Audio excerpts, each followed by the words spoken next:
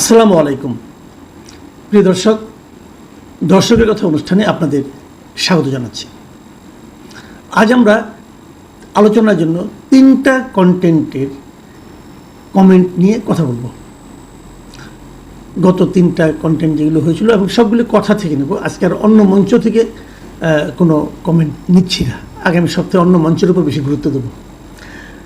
কথার যে কন্টেন্টটা নিয়ে প্রথম আলোচনা করছি, যেটা মাত্রই গত রাতে প্রচারিত হয়েছিল, যে উপদেষ্টাদের বিরুদ্ধে নাহিদ ইসলামের যে অভিযোগ ছিল, সেই অভিযোগগুলো কি আসলেই সত্য নাকি আজগুবি অভিযোগ ছিল, এটা নিয়ে আমি প্রশ্ন করেছিলাম।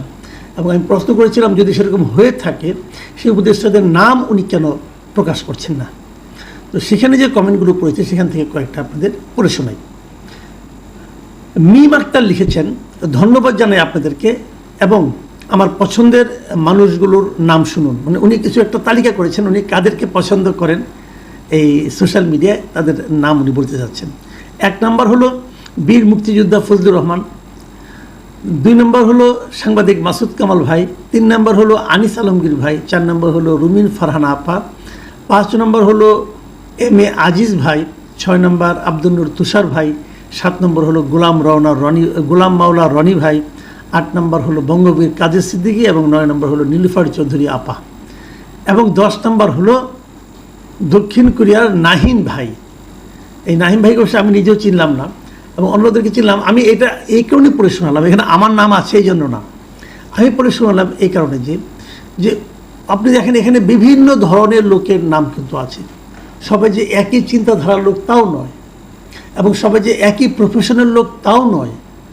কিন্তু একজন মানুষের মনে কত কিছু চলে, যে উনি একই সঙ্গে মানে নীলুফার চৌধুরী মনি আপাকেও পছন্দ করতে পারেন, আবার সে সঙ্গে বঙ্গবীর কাদের সিদ্দিকীকেও পছন্দ করতে পারেন, এরা আবার রুমিন ফারহানাকেও পছন্দ করতে পারেন।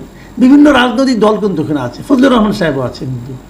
তো এখন এই যে বিষয়গুলো, এখানে একটা কিছু একটা কমন আছে, কিন্তু সে কমনটা কি, সে কমনটা আমি আসলে বোঝার চেষ্টা করছি, আপনারা বোঝার চেষ্টা করেন।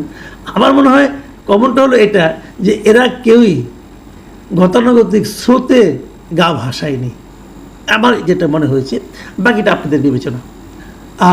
নাসিম সরকার লিখেছেন, কেঁচো খুঁড়তে সাপ বেরিয়ে নিজের গুলো ফাঁস হয়ে উল্টো বিপদে ফেলাই দিলেন বেচারাকে, দেখা যাবে যার শুরুটাই তাকে দিয়ে উদ্বোধন করতে হচ্ছে। মানে নাহিদ ইসলামের কথা উনি বলছেন আর কি, এটা হতে পারে আমি জানি না। আজহারুল হোসেন টোটন লিখেছেন, প্রিয় কামাল ভাই, আপনিও কোনো উপদেষ্টার দুর্নীতি করছে জানেন, কিন্তু বলছেন না কেন? এখানে পার্থক্যটা আমি বলি। আমার জানা এবং আপনার জানার মধ্যে মিল আছে এরকম আমরা ভাষা জানি, কিন্তু যখন নাহিদ ইসলাম বলেন যে উনি জানেন, তখন ওটার ভাষা থাকে না, কারণ উনি নিজেও এক সময় উপদেষ্টা ছিলেন, উপদেষ্টাদের সঙ্গে ওনার ঘনিষ্ঠ যোগাযোগ এবং যাতায়াত আছে। কাজে উনি যেটা জানেন সেটা আমি জানি না, সেটা আপনিও জানেন না। আমার আপনার মধ্যে একটু মিল আছে, কারণ আমরা দুজনেই কিন্তু পাবলিক শ্রেণীর লোক। দ্বিতীয় আরেকটা কথা বলি, সেটা হলো গিয়ে যে উনি বললে সেটা একটা গুরুত্ব আছে, কারণ উনি নিজে উপদেষ্টা ছিলেন। সেটা কিন্তু আমি আপনি বললে গুরুত্ব হবে না, বরঞ্চ আমার আপনাকে তখন প্রশ্নের মুখে পড়তে হবে যে তুমি যেটা বললে তোমার হাতে কী প্রমাণ আছে, যে কারণে আমরা সন্দেহ করতে পারি কিন্তু আমরা নিশ্চিত হয়ে বলতে পারি না। কিন্তু উনি নিশ্চিত হয়ে বলেছেন যে তারা এই কাজগুলি করেছেন, কিছু লোক আছে। আবার দেখুন, এর আগেও কিন্তু আরেকজন লোক নিশ্চিত হয়ে বলেছিলেন, যে যার কাছে নাকি ডকুমেন্ট আছে, আপনার মনে আছে, একজন সাবেক সচিব বলেছিলেন 8 জন উপদেষ্টার দুর্নীতির তালিকা খতিয়ান তার কাছে আছে। ওটাও কিন্তু চুপ হয়ে গেছে। কেন চুপ হয়ে গেছে ভাই বলতে পারবো না। MS আকি লিখেছেন, ওদের মন মতো মার্কা যখন পেয়ে যাবে তখন সুর পাল্টে যাবে।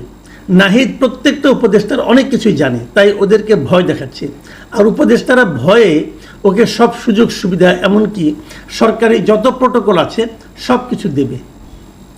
জামিল হোসেন লিখেছেন, মাসুদ কামাল গত 6-8 মাস কেবল অন্তর্বর্তী সরকার ও বিএনপির দোষ খুঁজে বেড়াচ্ছেন। গত 15 বছরের গুম খুম নির্যাতন, সীমাহীন আর্থিক দুর্নীতি নিয়ে কোনো কথাই বলেন না। তিনি অতীত ভুলিয়ে দিতেই যেন বেশি তৎপর। ভাই, আপনার এই অভিযোগটা ঠিক না। আপনি আমাকে বলেন তো, আপনি কি অতীতে বাস করেন না বর্তমানে বাস করেন? এটা আগে বলেন। আমি অতীত নিয়ে অবশ্যই কথা বলবো। অতীতে যারা অপকর্ম করেছেন, তারা অপকর্ম করেছেন বলেই কিন্তু এদেশের মানুষ তাদেরকে দেশ থেকে বিতাড়িত করেছে। কিন্তু যারা নাকি সাজা পেয়েছে, আপনি সাজার মাত্রা নিয়ে কথা বলতে পারেন, আরও সাজা দেওয়া দরকার, সেজন্য বিচার চলছে। তারপরেও তাদের কর্মকাণ্ড নিয়ে, তাদের দুর্নীতি নিয়ে অবশ্যই আমি কথা বলি। আপনি হয়তো খেয়াল করে শুনেন না, প্রায় দেখবেন বলি। এখন এদেরকে নিয়ে বেশি বলে এই কারণে, এরা বর্তমানে আছে এবং এরা আগামীতে ক্ষমতায় যেতে চায়। কাজেই আমাদের তো বর্তমান এবং আগামীটা আগে দেখতে হবে, তারপরে অতীতে আলোচনা করব। কাজে আমি কেবল দোষ খুঁজে বেড়াই বিষয়টা তা না, আর যদি খুঁজেও বেড়াই তাদের তো আমি উপকার করি আসলে। হুসাইন আলী লিখেছেন, আপনার বিশ্লেষণ একদম ঠিক, তবে বাস্তবায়ন হবে না। সঠিক বক্তব্যের জন্য আপনাকে ধন্যবাদ। AR ম্যাপিং লিখেছেন, বর্তমান অন্তর্বর্তীকালীন সরকার ক্ষমতা গ্রহণের পরে বলছেন বাংলাদেশের সকল সরকারি কর্মকর্তার সম্পদের হিসাব নভেম্বরে দিবে এবং বর্তমান অন্তর্বর্তীকালীন উপদেষ্টাদের সম্পদের হিসাব দেবেন। কোনোটাই জনগণ এখনও জানতে পারেন নাই। সুতরাং এনসিপির প্রধান নাহিদ ইসলাম দুর্নীতিগ্রস্ত উপদেষ্টা নাম প্রকাশ করবেন, এটি বাংলাদেশের জনগণ বিশ্বাস করবে বলে মনে হচ্ছে না। ভাই, আপনার সঙ্গে আমিও একমত। মাহবুব খান লিখেছেন, তারা কতটা সৎ সেটা তাদের কমিটমেন্ট মতো সম্পদের হিসাব না দেওয়াতে বোঝা যায়। আওয়ামী লীগ কাজ করে চুরি করেছে, আর তারা শুধু চুরি করছে, কোনো কাজ করে নাই। স্বপন দত্ত লিখেছেন, একজন আমলার 8 উপদেষ্টা নিয়ে অভিযোগ যেমন ধামাচাপা পড়ে গেছে, তেমনি নাহিদের অভিযোগও কেউ আমলে নেবে না। এরপরে যেটা নিয়ে আমরা আলোচনা করব, যেটা এর আগের দিন প্রচারিত হয়েছিল, যে এক পদে নিয়োগের দর 80 কোটি টাকা। এটা মানব জমিনের সম্পাদক মতিউর রহমান চৌধুরীর একটা লেখা থেকে আমি আলোচনাটা করেছিলাম। সেটার কমেন্টগুলো আমি পড়ছি আপনাকে। মোহাম্মদ জাকির হোসেন লিখেছেন, মতিউর রহমান সাহেব এবং আপনি যে সাহস নিয়ে কথা বলেছেন, স্যালুট আপনাদের। দেলোয়ার হোসেন লিখেছেন, প্রিয় মাসুদ কামাল ভাই, আপনি যেভাবে সত্যি কথা বলতে শুরু করেছেন, আমি গ্যারান্টি সহকারে বলতে পারি আপনাকে অচিরেই জেলে যেতে হবে।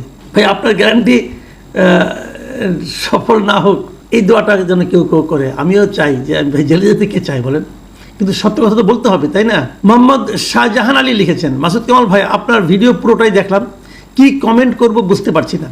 আমার শরীর ঠান্ডা হয়ে গেছে, আল্লাহ তুমি ছাড়া আমাদের আর কেউ নাই। টিঙ্কু আহমেদ লিখেছেন, অসাধারণ বিশ্লেষণ। উপদেষ্টা ও সরকারের গুরুত্বপূর্ণ দায়িত্বে থাকা দ্বৈত নাগরিকদের পাসপোর্ট জমা নিতে হবে এবং তাদের কর্মকাণ্ড চুলচেরা বিশ্লেষণের পর তাদের পাসপোর্ট ফেরত দিতে হবে। মঞ্জু ভুইয়া লিখেছেন, মহা সুযোগ এসেছিল দেশের প্রতিটি সেক্টরে এবং প্রতিটি সিস্টেমে, এমনকি সমাজের প্রতিটি স্তরে স্তরে পরিবর্তন আর আমূল পরিবর্তন ঘটিয়ে বাংলাদেশে আইনের শাসন ও ন্যায় বিচার, গণতন্ত্র ও মানবাধিকার এবং প্রতিটি ক্ষেত্রে স্বচ্ছতা ও জবাবদিহিতা নিশ্চিতকরণের। কিন্তু আমরা হতাশ। ভাই, আপনার এই কথাটা আমি বহুবার এই কথাটাই বলি, যে আমরা একটা সুযোগ পেয়েছিলাম, সেই সুযোগটা আমরা কয়েকজন মানুষের ব্যক্তিগত লোভ লালসার কারণে হারালাম এবং তাদের ব্যক্তিগত মূর্খতার কারণে আমি বলবো। আকিল শাহ লিখেছেন, নির্বাচন দেরিতে হলে কারা লাভবান? সংস্কার আর জাতীয় ঐকমত্য যে সোনার পাথর বাটি, এটা 1 বছর আগেই বুঝেছিলাম। তবে সবাইকে সংস্কার ম্যানিয়া এমনভাবে পেয়েছিল যে কারো কাছেই কথা বলে সমর্থন পাইনি। নির্বাচনে বিরোধিতা করাই যেন আদর্শ হয়ে গিয়েছিল। এবার আমি বলবো সেই কন্টেন্টে, যে কন্টেন্টে আমরা তোফায়েল আহমেদ এবং নুরুল মজিদ হুমায়ুন, এই দুইজন মুক্তিযোদ্ধা এবং তাদের যে শারীরিক অবস্থা, একজনের মৃত্যুর পর তার প্রতি কী আচরণ, এগুলো নিয়ে যে কন্টেন্টটা করেছিলাম, সেটার প্রেক্ষিতে কমেন্টগুলো আমি পড়ে শোনাতে চাই। মাহবুব কিরণ লিখেছেন, আপনাকে আন্তরিক ধন্যবাদ দুইজন বীর মুক্তিযোদ্ধাকে নিয়ে সময় উপযোগী এবং সাহসী একটা কন্টেন্ট তৈরি করার জন্য। আমি আশঙ্কা করছি আপনার এই ভিডিও হয়তো হাইড করা হতে পারে, তাই ডাউনলোড দিয়ে রাখলাম। হাইড কীভাবে হবে আমি জানি না, আমি নিজে কখনোই আমার কোনো ভিডিও হাইড করি না, আমার সব ভিডিও আছে, কাজে দেখতে পারবেন। ইউজার ভিজি উনি লিখেছেন, তোফায়েল আহমেদ এই দেশের শ্রেষ্ঠ বীরদের মধ্যে একজন। আল্লাহ তুই এই লোকটার জানাজায় আমাকে অংশগ্রহণ করার সুযোগ দিও আল্লাহ। মানে উনি নিজে এই লোকটার জানাজায় যাওয়ার সুযোগ চাচ্ছেন আল্লাহর কাছে। ভাই, মানুষের এই যে ফিলিংসগুলো, মানুষের এই যে আবেগগুলো, তোফায়েল আহমেদকে ওনাকে 2 বেলা খাওয়াইছেন?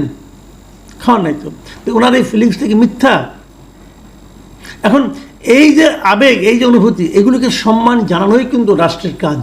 সাইফুল আনোয়ার লিখেছেন, সাহস করে খবরটি করার জন্য ধন্যবাদ।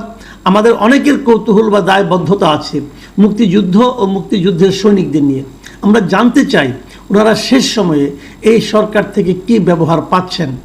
তোফায়েল আহমেদ সাহেবকে নিয়ে ধোঁয়াশা কাটলো, আশা করছি আরও আপডেট পাবো।